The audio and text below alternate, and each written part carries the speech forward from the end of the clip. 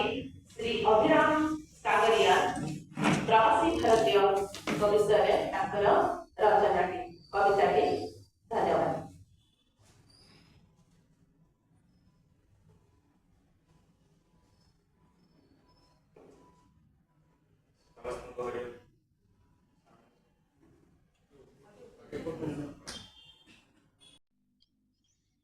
हरिओम।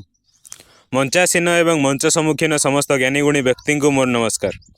निकट अतीत आम प्रवासी भारतीय दिवस पालन करें। तारी उपरे मु एक कविताटी लिखी पाठ करुच्ची। कविताटी है प्रवासी भारतीय। पेट पोषाक सीना देश छाड़ी हेले मन छाड़ी गाँ आंब तोटारे। डरी डरी बाट चलुली खाली भाभी भाभी पुणी केबे चलिबी निज गाँ माटी। विदेशी खाद्य कटुला सीना संज सकाळ हेले पेटर निया को दरकार थाए कंसाए पखाळ। सेठी उत्सवे खोजिले मिलुथिले बंधु माळ माळ हेले विपदे साजंती नर रूपी कंकाळ। सेठी उत्सवे खोजिले मिलुथिले बंधु माळ माळ हेले विपदे साजंती खाली नर रूपी कंकाळ। मने पड़े से गाँ भाईचारा सांग साथी सहारा मकर बुड़ गाँ मिलन केते जानी जातरा घर दांड अगणा आम तुलसी चौरा।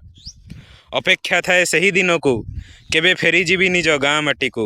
अपेक्षा थाए सही दिन को केबे फेरी जीवी निज गाँ माटी को निज जन्मभूमि को निज माँ कोल को। धन्यवाद समस्त धन्यवाद।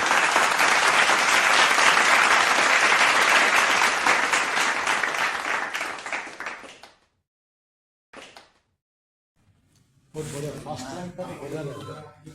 लाइन टा बहुत बढ़िया लगा। मो पुओ सेठ सब कविता पढ़े सेठी